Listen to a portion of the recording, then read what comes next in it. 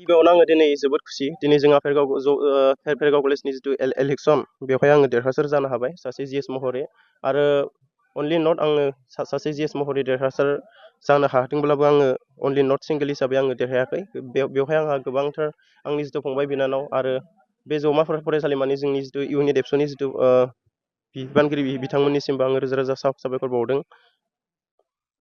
आङो फैबाय थानाय समाव जाहाथे फेरगाव जौमा फरायसालिमानि मोनफ्रोमबो बिथिङाव जाहाथे मोजां रोखोमै खामानि मावनो हायो आं बेखौ जेब्लायबो मिजिंथिदों आरो इयुननि समावबो आङो जाहाथे स्टुडेन्टफोरनि जायखिजाया प्रब्लेमखौ जाहाथे आं सल्भ खालामनानै होनो हायो जाहाथे जोंनि फरायसालिया मोनसे गोजौ लेभेलसिम जाहाथे मोजां रोखोमै थांबाय थायो आं बेखौ हास्थायगोन जेब्लायबो आरो आङो फेरगाव जौमा सासे फेरगाव कलेजनि सासे जिएस हिसाबै जाहाथे देग्लाय बोसोराव जिथु इलेक्सन हिसाबै आङो गेलेनायाव देरहासारखौ मोननो हादों। बे देरहासारनायनि गेजेरजों आङो जाहाथे मोजां रोखोमै खामानि मावलांनो हायो। दिनैनि फेरगाव जौमा फरायसालिनि बिसायख'थियाव आं सिमांसा बर' भाइस प्रेसिडेन्ट महरै देरहानो हादों। ओमफ्राय आंजों लोगोसे आरो 6 जन आंनि लोगोफोर बिसायख'थियाव पार्टिसिपेट खालामदोंमोन बिसोरबो देरहानो हादों।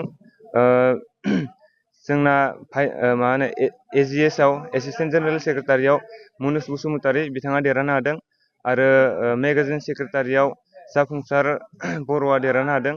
ओमफ्राय लिटारेसार सेक्रेटारियाव सुसिला बसुमतारीया देरहानो हादों।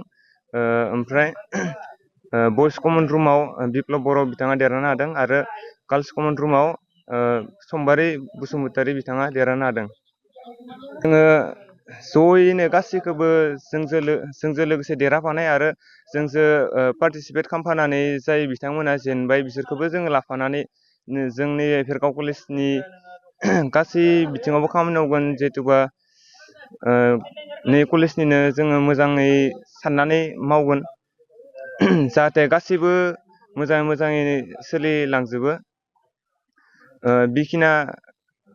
बेखिना बिथिङाव जों मावगोन आरो